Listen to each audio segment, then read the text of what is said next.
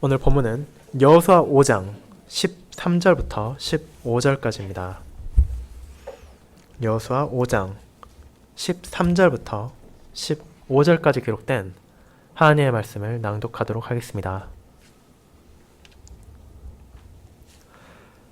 여호수아가 여리고에 가까이 이르렀을 때 눈을 들어본즉 한 사람이 칼을 빼어 손에 들고 마주 서 있는지라. 여호수아가 나아가서 그에게 묻되 너는 우리를 위하느냐 우리의 적들을 위하느냐 하니 그가 이르되 아니라 나는 여호와의 군대 대장으로 지금 왔느니라 하는지라. 여호수아가 얼굴을 땅에 대고 엎드려 절하고 그에게 이르되 내 주여 종에게 무슨 말씀을 하려 하시나이까. 여호와의 군대 대장이 여호수아에게 이르되 내 발에서 신을 벗으라 내가 선 곳은 거룩하니라 하니 여호수아가 그대로 행하니라. 아멘.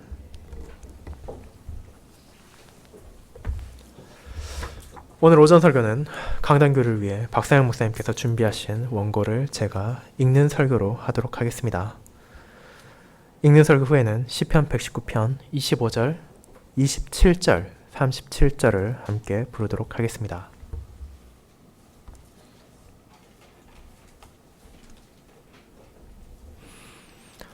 사랑하는 주 예수 그리스도 안에 있는 형제자매 여러분, 잠시 뒤에 운동장에서 육상 경기에 참여하는 선수나 혹은 축구 경기를 위해 몸을 풀고 있는 선수 혹은 전쟁터에 나가 적들을 맞서 싸워야 할 군인에게 어떤 지도자가 지금 당장 수술을 하라고 요구한다면 이는 모두가 비웃을 일일 것입니다. 이것은 상식적이지 않은 요구입니다. 그런데 이와 같은 일이 오늘 본문에 나옵니다. 이스라엘의 장정들은 40여 년간의 긴 광야 생활을 끝내고 요단강을 건너서 이제 막 가나안 땅에 있는 여리고 도성과 전쟁을 시작할 때였습니다. 가나안 땅을 정복하기 위해서 전쟁을 치러야 할 장정들에게 하나님께서는 할례를 행하라고 여호수아를 통해 명령을 내리셨습니다. 그때 여호와께서 부싯돌로 칼을 만들어 이스라엘 자손에게 할례를 행하라고 말입니다. 이 백성들이 여호와의 명령을 듣고 할례 시술 사흘 동안 거동할 수 없을 때 어떤 일이 일어날지 그들은 예상했을지도 모릅니다. 그들의 선조 시므온과 레위가 세겜 족속에게 할례를 요구하고 그들이 할례로 인해 고통당하고 있을 때 쳐들어가 세겜의 모든 남자들을 다 죽인 적이 있었습니다. 비록 하나님께서 가나안 사람의 모든 왕이 요단물을 이스라엘 자손들 앞에서 말리시고 우리를 건너게 하셨음을 듣고 마음이 녹았고 이스라엘 자손들의 영구로 정신을 잃게 하셨기에 이런 일이 일어나기가 희박하다고 할지라도 그들이 어쩌면 결사항전으로 마지막 힘을 다 짜내어 고통 중에 있는 이스라엘 장정들에게 전쟁을 걸지 않으리라고 확신할 수 없을지도 모릅니다. 그렇다면 하나님께서 이 시점에서 자신의 백성들에게 이와 같은 명령을 내리신 이유가 무엇이었습니까? 오늘 오전에 우리는 그 이유를 살펴보고자 합니다. 그리고 다음과 같은 제목으로 하나님의 말씀을 설교하겠습니다. 여호와 하나님께서 언약의 표와 인으로 거룩한 삶을 살라고 명하신다. 첫 번째, 전쟁 전 할례 시술을 명하심. 두 번째, 자발적으로 유월절을 지킴. 세 번째, 거룩한 삶을 요구하심이 바로 이 세 대지입니다. 먼저 첫 번째로 전쟁 전에 할례 시술을 명하심을 함께 나누도록 하겠습니다. 형제자매 여러분, 할례란 무엇입니까? 이 할례라는 것은 은혜 언약의 표와 인으로서 남자의 생식계 표피를 잘라내는 시술이었습니다. 그리고 이것을 제정하신 분은 하나님이셨습니다. 하나님이 갈대아 우르에서부터 아브라함에게 땅과 후손을 약속하셨습니다. 하지만 그 약속이 아브라함이 원하는 만큼 빨리 이루어지지 않자 아브라함은 자신의 능력과 자신의 지혜를 통해 여러 방편을 동원해서 이를 이루고자 했습니다. 그때 하나님께서는 아브라함과 언약을 체결하셔서 땅과 후손에 대한 약속을 보증하시고 또 말로만이 아니라 아브라함과 그의 후손들의 몸에 이 약속을 새겨 넣으셨습니다. 그리고 이것은 하나님께서 아브라함에게 약속하신 땅과 약속하신 후손을 아브라함의 생각과 아브라함의 때가 아닌 반드시 하나님께서 정하신 때, 하나님께서 정하신 방법으로 주신다는 것을 말로만이 아니라 몸에 새겨 넣음으로 확신하게 하신 것이었습니다. 그리고 하나님께서 이와 같은 약속을 언약 백성의 몸에 표와 인으로 새겨 넣으신 것은 그들의 연약함을 알고 계셨기 때문입니다. 즉, 할례란 남자의 생식기 표피를 제거하는 시술로 첫째로 태어날 때부터 우리에게 제거되어야 할 죄가 있으며 둘째로 하나님께서 은혜로서 이 죄를 제거함으로 그분의 자녀로 받아들이신다는 것이며 세 번째로 이 할례를 받은 자신의 백성들이 세상의 다른 민족들과 구별되었다는 사실을 몸에 새기도록 한 언약의 표와 인이었습니다. 이로 할례를 받은 사람들은 언약의 약속을 단지 듣고 아는 것을 넘어서 그 약속을 직접 몸에 지니게 되어 하나님의 약속을 더더욱 강력하게 확신할 수 있게 되었습니다. 그런데 이렇게 중요한 할례를 왜 광야 2세대가 40여 년 동안이나 받지 못했던 것입니까? 이들은 40년 동안이나 할례를 받지 않은 사람으로 지내야 했습니다. 그리고 그 이유는 바로 그들의 부모가 지은 죄 때문이었습니다. 그들의 부모 세대가 38년 전 가데스 바네아에서 하나님의 언약을 노골적으로 거부하고 따르는 것을 거부했습니다. 모세가 가나안 땅에 12명의 정탐꾼을 보내어 그 땅을 정탐하도록 했습니다. 그 땅을 돌아보고 돌아온 이들은 가나안 땅에 사는 거인들 때문에 자신들은 메뚜기 같아 보여 그 땅을 결코 차지할 수 없을 것이라고 보고했습니다. 그리고 이를 들은 이스라엘 백성들은 어떤 반응을 보였습니까? 하나님의 약속을 신뢰하고 할례를 통하여 그들에게 주어진 언약의 표와 인을 다시 한번 바라봄으로 주님의 약속을 확신하며 주님의 능력을 의지하며 주님의 뜻에 따르는 것이 아니라 모세를 성토하고 비난하며 다른 지도자를 세워 애굽으로 돌아가고자 획책했습니다. 이에 대해 하나님께서는 이들에게 벌을 내리셔서 정탐꾼이 가나안 땅을 40일을 돌아본 것을 환산해 40여 년을 광야에서 지내면서 그 자들이 죽게 하셨습니다. 그리고 여호수아 5장 4절에서 7절은 이 일로 인해 제2세대가 할례를 받지 못했음을 알려줍니다. 그렇게 오늘 우리가 살펴본 할례를 받은 이들은 38년 동안 언약의 백성임에도 불구하고 언약의 표와 인인 할례가 없이 부모의 죄를 더불어 지고 살아야 했습니다. 그러나 이제 하나님께서 그들에게 할례를 행하라고 명하셨습니다. 하나님께서 이들에게 할례를 시행하라고 하신 이유는 할례를 받지 않은 이들에게 하나님께서 가나안 땅을 물려주실 수 없기 때문입니다.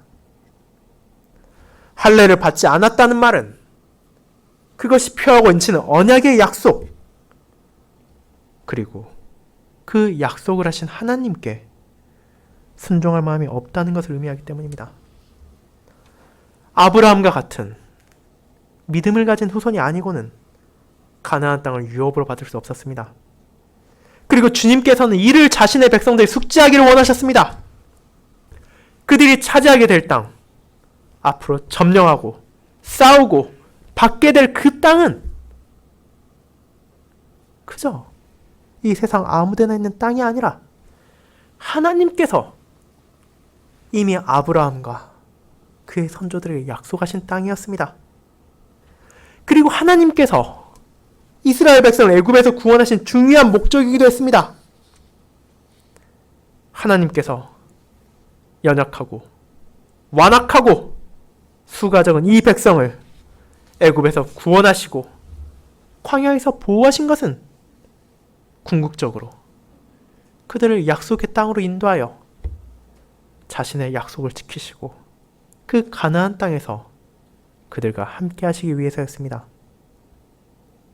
그리고 이 약속을 눈으로 보여주는 것이 그들 몸에 있는 할례였습니다. 그렇기에 이스라엘 백성들은 이제 어떤 위험을 감수하고서라도 이 언약의 표와인을 받아야만 했습니다.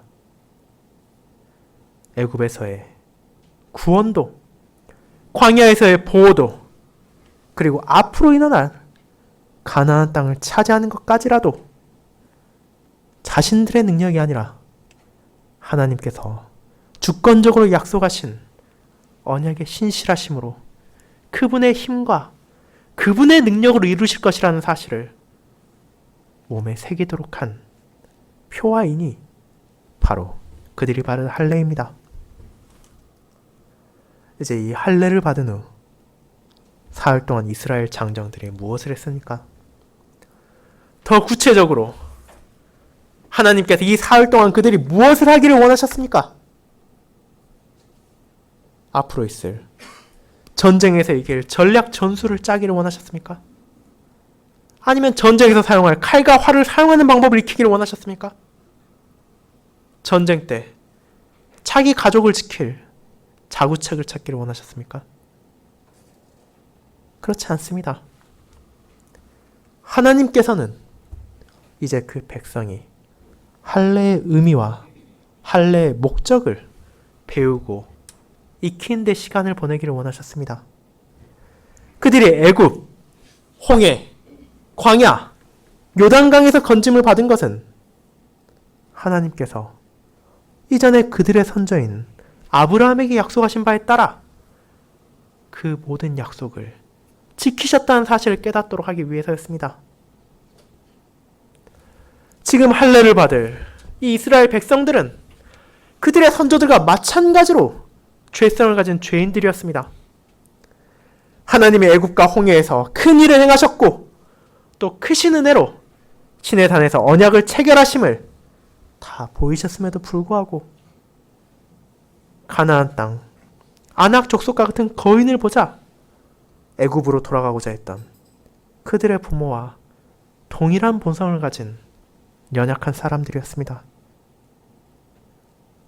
그래서 주님께서는 할례 속에 담긴 약속을 그들의 조상들이 겪었던 출애굽 시기와 홍해를 건넌과 광야에서의 여정과 요단강 도하를 통해 어떻게 하나님께서 이를 성취하셨는지를 그들이 묵상하고 확신하여 이제 전적으로 그분만을 의지하도록 의도하신 것입니다. 이와 같이 할례 안에 담긴 약속을 하나님께서는 이미 이행해 오셨습니다. 할례 안에서 그분의 백성들은 자신의 백성들과의 약속을 지키신 하나님의 신실하심을 보고 믿고 확신해야 했습니다. 이를 믿고 확신한 백성들은 이제 앞으로 마주하게 될 여리고 도성을 비롯한 모든 가나안 족속과의 전쟁에서도 하나님께서 약속하신 바를 친히 이루실 것임을 깨닫고 의지할 수 있게 됩니다. 그리고 이를 할례를 통해서 믿고 확신할 것을 하나님께서는 요구하십니다. 가나안 족속과의 전쟁도 바로 그들의 칼이나 창이나 병거나 군마나 그들의 전략에 달려있는 것이 아니라 바로 여호와에게 속해 있다는 사실을 말입니다. 그들이 마주할 전쟁은 그들의 무기나 수나 자원을 의지해서 치러서는 안 됩니다. 그렇게 한다면 그들은 반드시 패할 것이기 때문입니다. 그들은 약속의 땅으로 나아가기 위해 바로 하나님의 약속을 의지해야만 했습니다. 이제 두 번째로 자발적으로 유월절을 지킨다는 것을 함께 알아보도록 하겠습니다. 할례를 받은 이스라엘 백성들은 사흘 뒤인 아비벌 14일에 유월절을 지켰다고 여호수아는 말하고 있습니다. 하나님께서는 이제 언약으로 그분의 백성이 된 이스라엘 자손들이 표와 인을 할례를 통해 받게 되었으며 그들에게 유월절을 기념하고자 하는 마음을 심어주셨습니다. 그들이 무려 38년 만에 자원하여 유월절을 지켰습니다. 이스라엘은 애굽에서 나올 때, 가네스 바데아에서 출발할 때 출애굽기 12장과 민수기 14장에 유월절을 기념한 뒤 무려 38년 동안 유월절을 지키지 못했습니다. 그들은 이제 할례의 의미와 할례의 목적을 깨닫고 유월절과 관련해서도 그것을 통해 보이시는 하나님의 뜻을 깨닫게 되었습니다. 그리고 오늘날도 이는 마찬가지입니다. 세례의 의미와 세례의 목적, 그리고 자신들에게 주어진 세례가 얼마나 소중한지를 이해한 사람은 성찬을 귀하게 생각하지 않을 수 없기 때문입니다. 그렇게 이스라엘 백성에게 있어 이 유월절을 지킨다는 것은 다름 아닌 할례를 통해 받은 약속의 의미를 숙지하고 강화하는 데 있었습니다. 하나님께서 할례로 그들에게 약속을 몸에 새기셔서 구별하시고 그리고 그들을 구원하신 것은 유월절에서 보여주신 것과 같이 어린 양이 그들을 대신해서 죽는 죽음을 통해서 가능했습니다. 유월절 어린 양의 희생은 이 양을 먹는 사람의 죄를 위해 어떻게 대속물이 죽었는지를 보여주었습니다. 또 이를 통해서 어떻게 하나님과 화목하게 되며 하나님의 식탁에서 우리가 먹고 마실 수 있는지를 보여준 것입니다. 할례를 넘어서 이제 유월절을 지키게 되므로 이스라엘 백성들은 하나님께서 그들에게 약속하신 약속을 어떻게 성취하셨으며 어떻게 그 약속을 통해 그들에게 큰 복을 내려주는지를 더욱 분명하게 바라보았습니다. 자, 생각해 보십시오.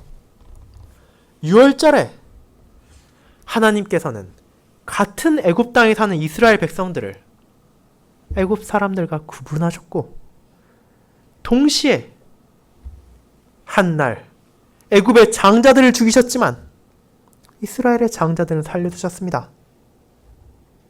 그리고 이 유월절은 바로 이스라엘 백성들이 살아남게 된 것이 애굽 사람보다 그들이 의로워서가 아니라 문설주의 발린 피가 가리키는 하나님의 어린 양의 죽음 때문이라는 사실을 보여주는 것입니다.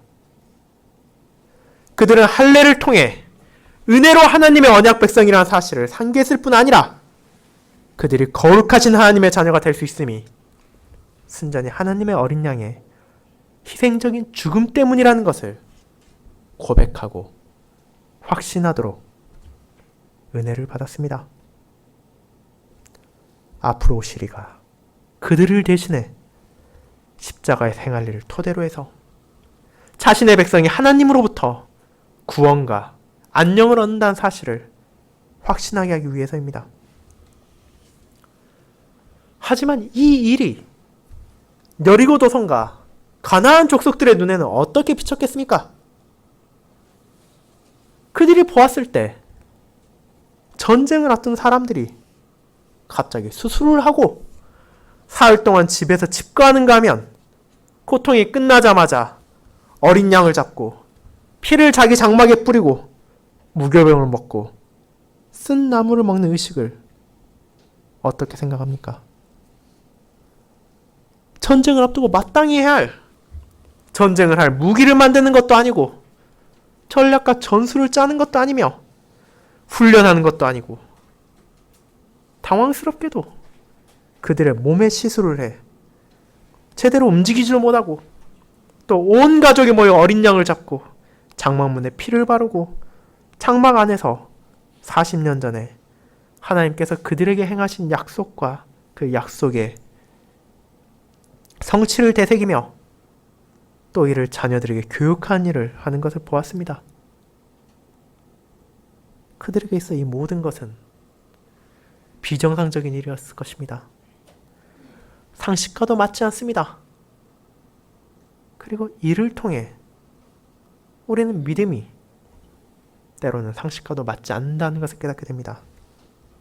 왜냐하면 믿음이란 우리의 부족한 지혜나 우리의 관념에 따라 살아가는 것이 아니라 하나님의 약속을 의지하고 그 약속을 주신 하나님을 신뢰하는 것이기 때문입니다.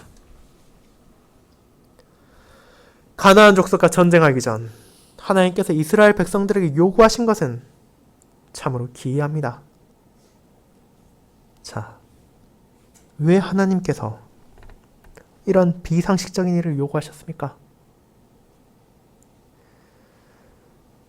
우리는 작년 하이델베르그 교리입니다. 제29주일을 통해 하나님께서 유월절 그리고 신약에는 성찬을 제정하신 이유를 배웠습니다.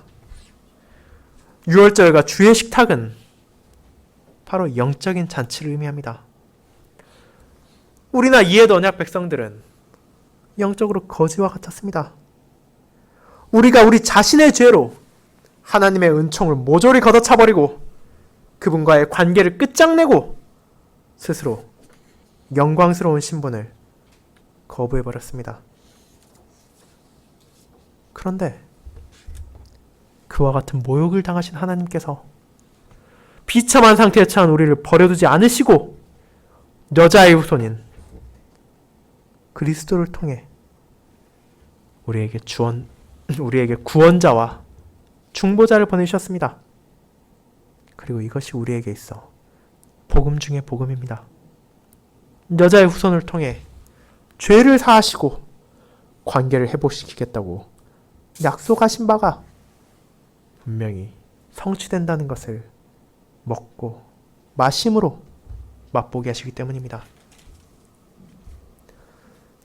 그리고 이스라엘 백성들은 지금 그와 같은 약속의 성취를 애굽을 무찌르시고 홍해를 가르심으로 바다를 건너게 하심으로 맛보게 하셨으며 이를 깨닫게 하셨습니다.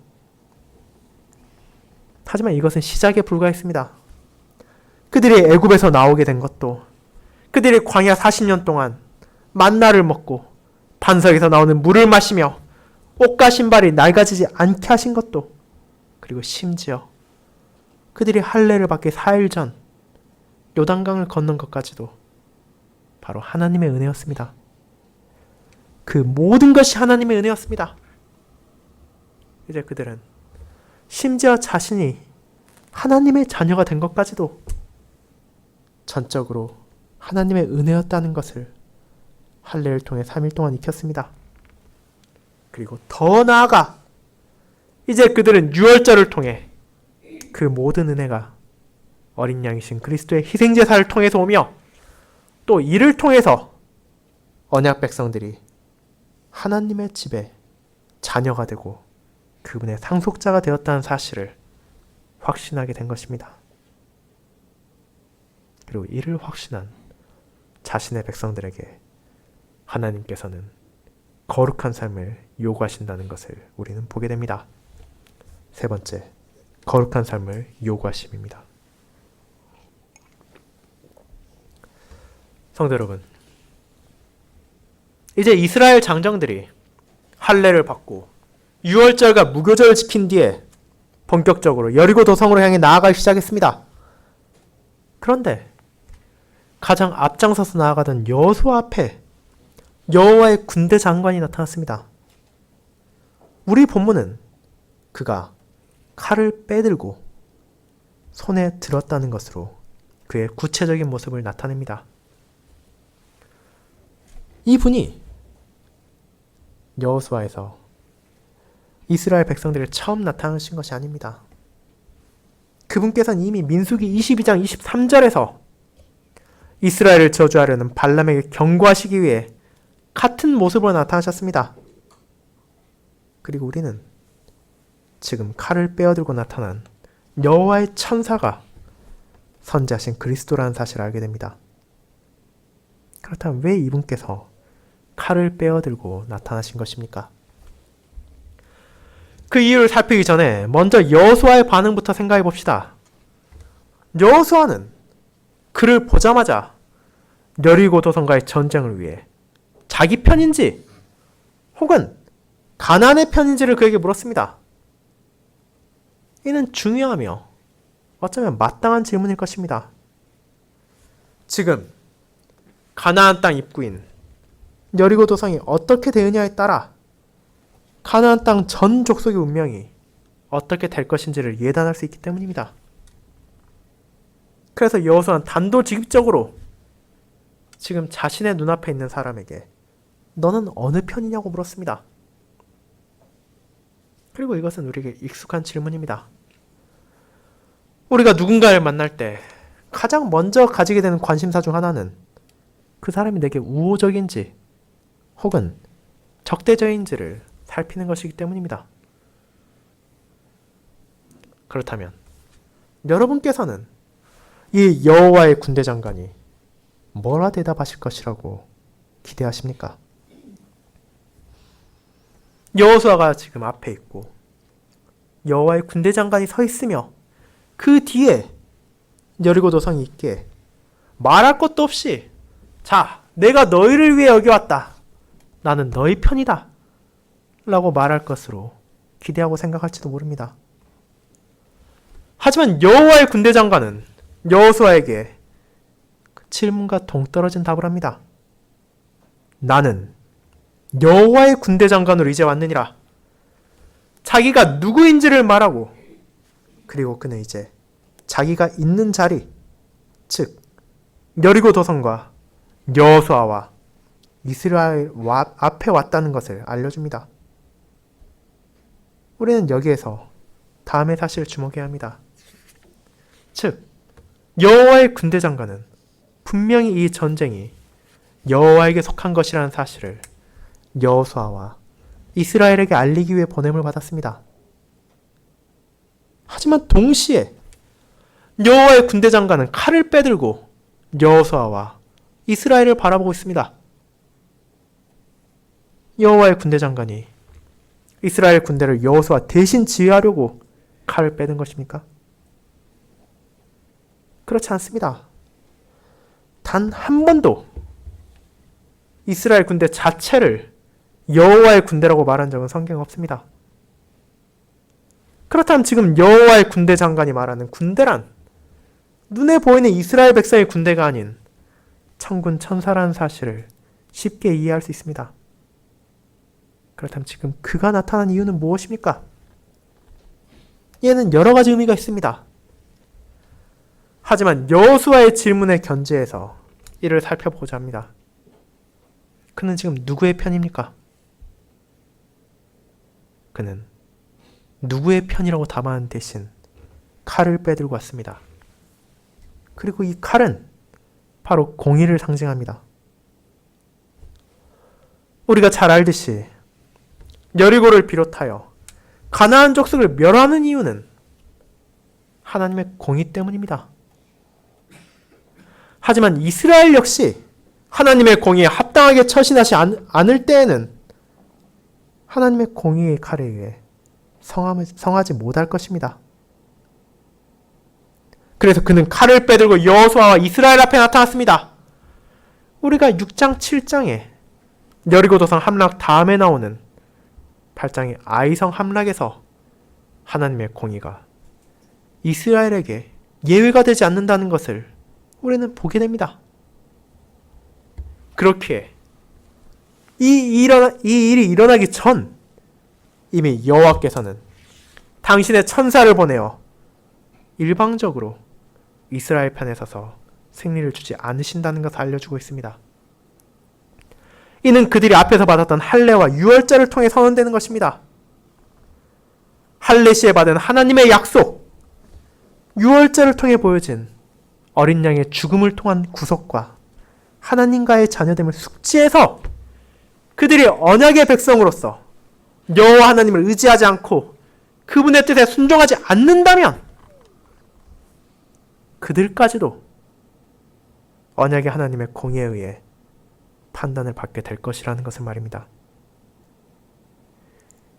그들이 순종하지 않을 때, 그들이 하나님을 거부할 때 하나님의 공의로 인해 그들은 원수들과의 전쟁에서 패하게 될 것이고 폐병과 학질과 역병을 비롯해 온갖 질병으로 재앙을 받는다는 것을 우리는 이후에 보게 됩니다. 그렇기 때문에 여호와의 군대 장관이 내가 여리고 도성과 너희 사이에 있다라고 말씀한 것입니다. 이제 할례를 받고 주의 식탁에서 먹고 마신 그들은 자신들이 하나님의 편이 되어야 했습니다. 하나님이 그들을 위해서 행하신 바에 합당하게 처신해야 한 것입니다. 이제 문제는 하나님께서 우리 편에 있는가 있지 않고 우리가 과연 하나님의 뜻에 따르고 있는가 있습니다. 이미 할례와 유월절 준수를 통해 주님께서는 그의 큰일을 드러내시고 상기시켰습니다. 이제는 주님께서 보여주신 약속과 은혜에 대해 그들이 반응해야 할 때였습니다. 그리고 우리 역시 마찬가지입니다. 세례를 받고 주의 식탁에서 어린 양의 피로 구속받아 주님으로부터 그분의 나라를 유업으로 받았다면 우리는 이 약속을 믿고 주님을 의지하여 언약의 요구, 즉 하나님의 계명, 그분의 공의에 합당하게 살아야 합니다. 여호와께서 그의 군대 장관을 통해 할례를 받고 유월절을 지키는 언약 백성에게 공의를 요구하신다는 사실을 알았을 때 여호수아는 곧바로 엎드려 절하고 나의 주여 종에게 무슨 말씀을 하려 하시나이까? 라고 반응합니다. 이는 합당한 반응이었습니다. 이것은 여호수아만이 아니라 모든 이스라엘 백성들이 해야 할 일입니다. 여리고를 치기 전에 그들은 하나님이 그들을 위해 행하신 일, 하나님께서 할례와 유월절을 통해 언약의 표와 인으로 보이셨던 하나님의 큰 일을 기억하고 이를 행하신 하나님을 신뢰하고 그분의 말씀에 경청하며 그에 따라 살아야 하는 것이 필요했습니다. 이와 같은 여호수아의 합당한 태도에 여호와의 군대 장관은 곧바로 내 발에서 신을 벗으라. 내가 선 것은 거룩하니라 라고 요구했습니다. 거룩한 곳이란 하나님이 계시는 곳이라는 뜻입니다. 여리고 도성과 이스라엘 백성 사이에 하나님의 임재, 여호와의 군대 장관이 있습니다. 그는 이스라엘이 믿음으로 처신할 때 이 전쟁에서 그들에게 승리를 안겨줄 것입니다. 하지만 믿음으로 처신하지 않을 때 그들은 이후에 나오는 아이성에서 맛볼 패배를 경험하게 될 것입니다. 우리가 할례와 유월절 그리고 그것이 신약시대에 나타나는 세례와 성찬에 참여한 것으로 그 자체만으로 여호와의 복을 기대할 수 없습니다. 이 성례들은 성례가 베풀어지는 곳에서 여러분이 믿음으로 바르게 사용해야 합니다. 이것을 미신과 관례로 바라보아서는 안 됩니다. 하나님, 그분이 원하시는 대로 예배드리지도 않으면서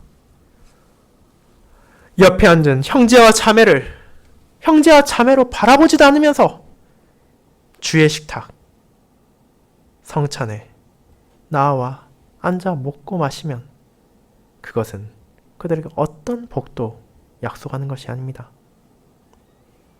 여러분이 주님의 식탁에 참여하고 주님의 식탁에 나올 때 우리는 하나님의 크신 약속을 기억하며 이제 그분을 기쁘게 살고자 하는 거룩한 삶을 살고자 하는 강렬한 바람을 가지고 일어서야 합니다. 여호와의 군대 장관이 여호수아와 이스라엘에 거룩을 요구했습니다. 내가 있는 곳은 거룩한 곳이라고 말입니다. 여호수아와 이스라엘 백성들은 이제 자신들이 마주한 여리고 도성만이 아니라 앞으로 마주할 모든 가나안 족속과의 전쟁에서 그들 사이에 하나님이 계신다는 사실을 항상 기억해야 합니다. 그들이 받은 할례가, 그들이 받은 유월절이, 그리고 우리가 지키는 세례와 성찬이 이를 선언합니다. 무기가 적보다 더 좋거나 군인수가 적보다 더 많거나 우리의 책사가 적보다 더 지혜롭거나 우리가 쌓아둔 자원이 더 많냐 적냐에 따라 원수들과의 싸움에 승패가 정해지는 것이 아닙니다. 자신의 백성과 자신의 원수 간의 전쟁 가운데 계시는 여호와의 군대 장관을 통해 하나님이 계신다는 사실을 믿고 그분의 요구에 따라 처신하는 것이 승패를 좌우합니다. 여호와의 군대 장관은 일방적으로 이스라엘을 편들기 위해 중간에 있는 것이 아니었습니다. 그의 말이 떨어지기 무섭게 여호수아에게 내 발에서 신을 벗으라고 명합니다. 그리고 신을 벗는다는 것은 자신을 포기하고 자신을 맡긴다는 것을 의미합니다. 그렇기에 저와 여러분은 주님 앞에서 자신을 포기하고 우리를 주님께 온전히 맡김으로 주님을 예배드린 자리에서 일어나야 합니다. 그리고 사단과 세상과 여러분의 그리고 저 안에 있는 정욕과의 전쟁을 시작해야 합니다. 메섹과 케달 사람 사이로 들어가십시오. 그들처럼 거짓의 힘으로 삼지 마십시오. 주님을 힘으로 삼으십시오. 여호수아가 15절 하반부에서 했던 것처럼 처신하십시오. 여호수아가 그대로 행하니라.